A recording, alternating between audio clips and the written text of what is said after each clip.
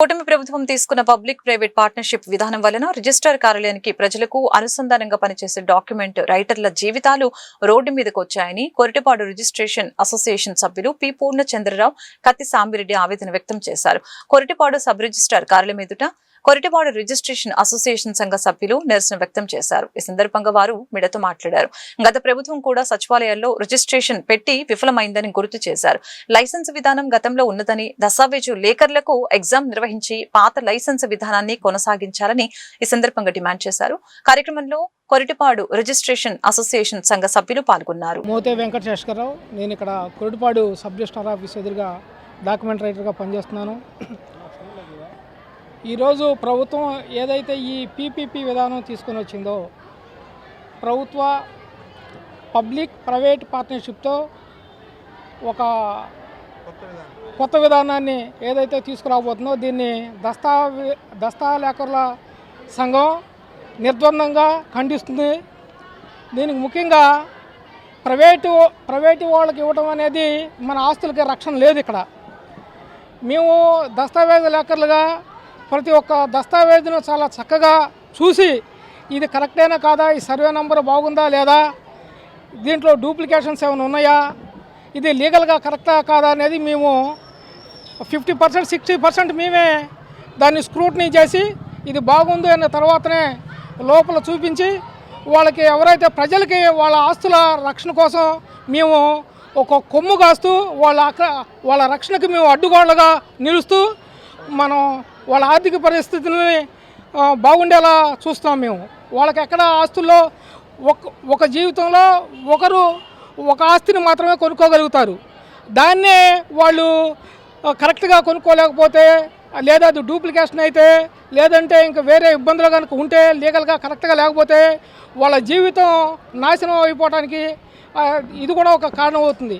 వీటన్నిటిని దృష్టిలో పెట్టుకొని ఈ పీపీపీ విధానం ఏదైతే ఉందో దీన్ని వెంటనే ప్రభుత్వం ఈ 396 జీవో ఏవైతే ఉందో దీన్ని వెంటనే వెనక్కి తీసుకోవాలి. దీన్ని నిర్ద్వందంగా దస్తావేజ లేఖరులు ఖండిస్తున్నాం. అట్లాగే ఎన్నో సంవత్సరాలుగా ఈ మాకు ₹1 ప్రభుత్వం నుంచి మాకు రాకపోయినప్పటికీ, మాకు ఎవరు జీతాలు ఇవ్వకపోయినప్పటికీ మేము మా సొంత కృషితో ప్రజలకు సేవ చేస్తూ ప్రజల బాగోగులను కరుగుకుంటూ వాళ్ళ ఆస్తులకి రక్షణ కల్పిస్తూ మేము చాలా వాళ్ళ నుంచి మేము పొలమో తీసుకుంటూ మేము మా జీవనాన్ని మేము గడుపుతూ మేము ముందుకు తీసుకెళ్తున్నాము. దీన్ని ఇలా కూడా బతకనీయకుండా మమ్మల్ని సమాజంలో ఈ రోజున ఈ ప్రభుత్వం మమ్మల్ని రోడ్డు మీదకి తీసుకొచ్చిన పరిస్థితి తీసుకొచ్చింది. పాలకులు అందరినీ సమానంగా చూడాలి, అందరూ బాగోగులు చూడాలి. ఏ టెక్నాలజీ వచ్చినప్పటికీ ఇది ఎంతవరకు కరెక్టు, దీనివల్ల వేరే వాడు దస్తావేజ్ లేఖర్ల అసోసియేషన్ తరఫున పి పూర్ణచంద్రరావు నేను మాట్లాడుతున్నాను. ప్రస్తుతం ఆంధ్రప్రదేశ్ గవర్నమెంటు రిజిస్ట్రేషన్ శాఖకు సంబంధించి పీపీపీ విధానం పద్ధతిలో ఆర్ఎస్కే రెవెన్యూ సేవా కేంద్రాలని కొత్తగా ఒకటి ప్రవేశపెడుతుందండి. ఆ ప్రవేశపెట్టే దాంట్లో ఇప్పుడు గవర్నమెంట్ ఆల్రెడీ 2.0 ప్రకారంగా ఒక సాఫ్ట్వేర్ అప్డేట్ చేసింది. దానిలో భాగంగా ఈ ఫ్రంట్ ఆఫీసు బ్యాక్ ఆఫీస్ అన్నట్టుగా చెప్తుంది. కానీ ఈ ఫ్రంట్ ఆఫీస్ అనేది ప్రైవేట్ సర్వీస్ వాళ్ళని పెడతాము అని చెప్తున్నారు. ఆ ప్రైవేట్ సర్వీస్ వాళ్ళని పెట్టే దాంట్లో ఎవరికి ఎక్స్పీరియన్స్ ఉంటుంది, ఎవరికి ఉంటుంది ఏంటి తెలియదు. లోగడనే గత గవర్నమెంట్ కూడా ఇట్లానే ఒకటారి సచివాలయాల రిజిస్ట్రేషన్లు పెడితే రిజిస్ట్రేషన్ చేసుకోవచ్చు అని ఒక ప్రపోజల్ చేసింది.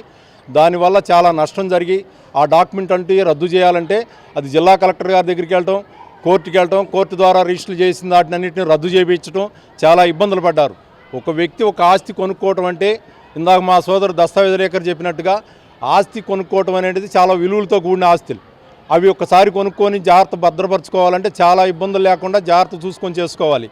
ఆ చేసుకునే దానిలో ఎవరు ఎటువంటి ఇబ్బందులు లేకుండా చేయటం కోసం మేము ప్రతి దస్తావేజ్ లేఖరు కూడా గవర్నమెంట్ గారికి, డిపార్ట్మెంట్కి, కస్టమర్కి మధ్య అనుసంధానంగా ఉంటూ ఎటువంటి ఇబ్బంది లేకుండా కొంతకాలం నుంచి పనిచేసుకుంటూ వస్తున్నాము.